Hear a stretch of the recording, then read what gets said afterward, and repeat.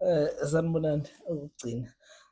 This is the last part of ividiyo leya engiyenzile yama-signs okuba spiritually gifted. So sengithi angiyiqedele njengamanje bafowethu. Ngiyathemba ukuthi nizowabuka onke actually nithole ukufunda, nithole ukukhula. Bengisakhuluma ngamaphupho. Okokuqala ngikhulume ngokuphupha isikole. Ngakuchaza nizokuthola kule video part 2 ephambi kwale. But this is the last video engifuna ukuyenza, ngikhuluma ngama-signs. So la kulena ngizofocusa kakhulu emaphusheni kakhulu okusukuyiwona umhlahlandlela noma ngithi okusukuyiwona angakukhombisa ukuthi indeed you are spiritually gifted. So sikhuluma ngamaphupho la, mhlambe ake sikhulume ngephupho lesibili. Kuyenzeka umuntu uyiphuphe ungazi ukuthi emaphusheni akho umuntu othandazela abantu, uyiphuphe ungathi umuntu ohlolela abantu, umuntu okukhuleka emakhandleleni bese kuba khona izinto ezibonakalayo ephushweni. Ungizwe kahle, akhona amaphupho kanjalo, uphuphe ukukhuleka emakhandleleni bese kuba ngazi ukuthi kukhona izinto ezibonayo la ephushweni, noma ngazi ukuthi kukhona umuntu okhuluma nawe la ephushweni. Lokho kungaba enye yama-signs ukuthi ngempela phela kukhona isithunywa noma kukhona idlozi elikuwe elifuna ukukusebenzisa okutheni uhlolela abantu, mhlampe ulapha abantu kuya phambili.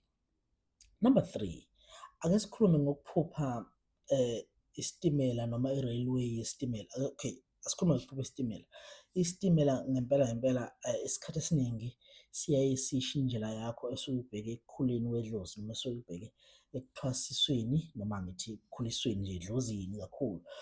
Akekho umuntu ovele ehambe ekuthwaseni uthwase ngenalo idlozi noma ngithi ngenaso isiphiwo. Lowo muntu loyo usuke mhlampe engekho kahle la ekhanda, kodwa for the fact ukuthi ubona isitimela lokho kumele ukutshela ukuthi kukhona into ekhona emzimbeni wakho okusamele ukuthi uyihambele kakhulu kubantu uyohlola abantu bemanga bezokwazi ukubika umlulena bese uyazi ukuthi no, mina ngiphiwe ngale ndlela. Number 4, ake sikhulumeni-ke manje ngokuthi uyiphupha ugida noma okay, ake sithi uphupha uyigida kuyizangoma, uyagida lokho kuyizangoma, ufake iy'ngubo ey'bovu noma mhlawumbe ufake into ey'bovu, uphethe ishoba. There is no way ukuthi impilo yakho inormal kodwa ungayiphupha uphethe ishoba. For what reasons?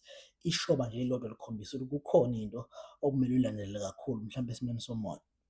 Uphupha uyagida ugidiswa izangoma, angeke umane uphuphe nje ugidiswa izangoma for fun. Ikhona into ekhona esuke kumele ukuthi ivuke la kuwe ngaphakathi bese iyasebenza. Ngizothini nje, uphupha kukhala iy'gubhu zezangoma. There is no way ukuthi ungaba normal nje, umuntu onormal kodwa ubuka iy'gubhu zezangoma, khala iy'gubhu zezangoma. You are wrong mawuthi wena unormal kodwa uphupha lezi zinto lezo zey'gubhu zezangoma. Kuphupha nje into eningi ephathelene nobuhlalo isikhathi esiningi, especially ubuhlalo obubovu, mhlawumbe obumikise nobumhlophe.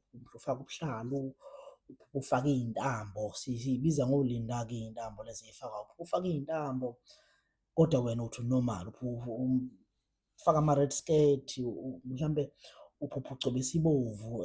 For sure siyalazi sonke ibovu ukuthi yini, that thing eyibhola e-red, khona enye emhlophe esithi umcako, bathi-ke ngolimi lwakaXhosa imbola. Usuke ya uphupha lezi zinto lezo kodwa still wena uthi wena unormal, u-right wena, awunaso isiphiwo wena.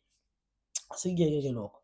Nakhu-ke manje usuyiphupha uyandiza, undiza phezulu. Uqaphele iphupho lokundiza lifuna umuntu okwazi ukuhlaziya ukuthi lisho ukuthi ngaleso sikhathi, ngoba kuyenzeka uyiphupha undiza uthole ukuthi mhlampe ukuphumelela entweni ngabe kade uyenza noma ukuya phambili ngokwempilo. Kuyenzeka uyiphupha undiza kukhonjiswa ukuthi isithunywa sakho siyaphakama noma idlozi lakho liyaphakama emzimbeni wakho. Akukho normal lokho, kukhona into esuke ikhona ekumele ukuthi inyakaziswe emzimbeni wakho ukuze ukwazi ukuthi izokukhanyisela. Siyaqhubeka, ngizogijima.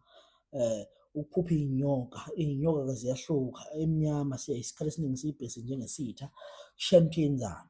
Kodwa sikhulume ngenyoka ebomvu, sikhulume ngenyoka e-yellow, sikhulume ngenyoka e-white, sikhulume ngenyoka e-brown, especially ama-python. Inyoka uphupha inyoka ikubambile, ikuguguluzile, uphupha inyoka iyakhuluma, kushayana ukuthi inkulumo ithini ngaleyo nyoka leyo. Uphupha inyoka iyakubiza. Definitely kukhona into ekhona kuwe emzimbeni ekumele siyilandelele. Ake sikhulume ngani? Asikhulume ngokuphupha amanzi. Uphupha amanzi, kuyenzeka isikhathi uphupha amanzi clean ukukhombisa isisu nje, either umithisile, usisu wakho umithi, uma wakho umithi, noma mhlawumbe ngixolisa ukusho nje ngiyabekisa, khona umithi eseduze kwakho noma wena umithisile noma wena self umithi uma ngabe uwumuntu wesifazane noma ngithi ukhulelwe. NgesiZulu umithi akusiso kahle isiZulu, igama elisuke lisho inkomo ukuthi imithi, wena mhlawumbe ukhulelwe noma uyithwele. Kuyenzeka kodwa kukhona ukuphupha amanzi, mhlawumbe uzobuya ngaphansi kwamanzi, uphupha ulwandle, phakamisa amagagasi kwesinye isikhathi, izinto ezithi zibe kanjalo nje, uphupha amanzi, uphupha wona impophoma, waterfalls, uyawaphupha. Ikhona into ekhona kuwe futhi siyilandelele kakhulu, ukwazi ukuthi iy'vuse bese iyakusebenzela phakathi kwakho.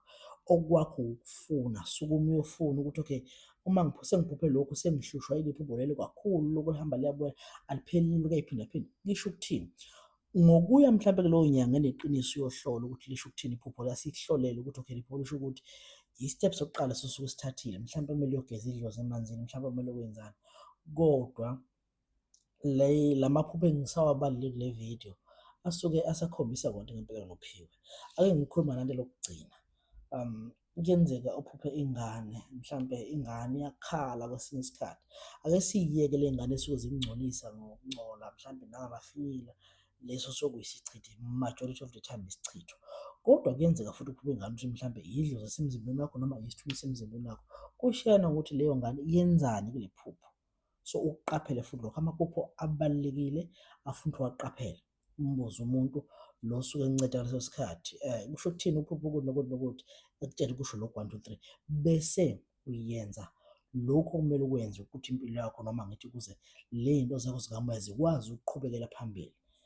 By doing that uzobe uyincede kokuningi, uzobe uyincedile olakweni lwedlozi, ngoba idlozi uma ungalaleli lifike bese liza ngolaka kuwe bese lahlala. Mase liza ngolaka, obvious uma kuwukuthi idlozi lakho lifika kuwe lihlale ekhanda, uma liza ngolaka uzophathwa ikhanda kakhulu, uma lihlala emahlombe azoba buhlungu amahlombe, lihlale eqolo, uhlale neqolo elibuhlungu njalo, uhlale ey'nyaweni, iy'nyawo zakho ziyavuka zibuhlungu, zenza lokho nalokho, kusuke kuwulaka lwedlozi. Abanye bazobe bey'thola besenkingeni ukuthi mhlawumbe ugcina umuntu usulinyazwa yimoto, uthi uma uthi uyohlola kuthiwa hhayi, idlozi lakho linolaka. It's because awulaleli. Yabo nje uma uzophupha umlilo ngathi kukhona umlilo ulangabe lukhulu, kusuke kuyizinkulumo noma kusuke kuwulaka lwedlozi lakho. Ikhona-ke ividiyo, I think uma ubheka kwividiyo yesithathu uma usuka kule ubuyela emuva, ikhona ividiyo engike ngachaza ngalo ngolaka lwedlozi, nayo ibalulekile futhi ukuthi ubuyele kuyo ufike uyibheke leyo vidiyo leyo ukuthi ngichaze ngathini ngento ethinta ulaka lwedlozi. Ngokwenza njalo uzobe usuyitholile impendulo yakho. Ngicabanga ukuthi okuningi kukhona lo video futhi nizokuthola, kunikhulise futhi bafowethu. Ku-WhatsApp inamba 065 659 1974, 065 659 1974. Ku-Facebook The Journey of Falcon, ngicela ukuthi nisifollowe khona, nilike nishere nale video futhi ngathi ungayishare ifike kubantu bezokwazi ukuthi bekhule abantu bethole ulwazi, ngoba ulwazi lubalulekile lesikhathi samanje. Kuningi okunye usazozwa, ungakwazi ukuthi usuggest i-topic esizokwazi ukuthi ngikhulume ngayo khona ku-WhatsApp noma ku-Facebook, wherever la uzokhona khona. Kodwa kwamanje ngicela ukuthi ulike, ucomment, ushare le video. Ngifisela okuhle kodwa ngathi le ndlela yakho kamoya ingaqhubeka kahle, konke kube kuhle, kube mhlophe nje, nikhulele phambili futhi nikubone ukukhanya kule ndlela. Ngiyabonga kakhulu.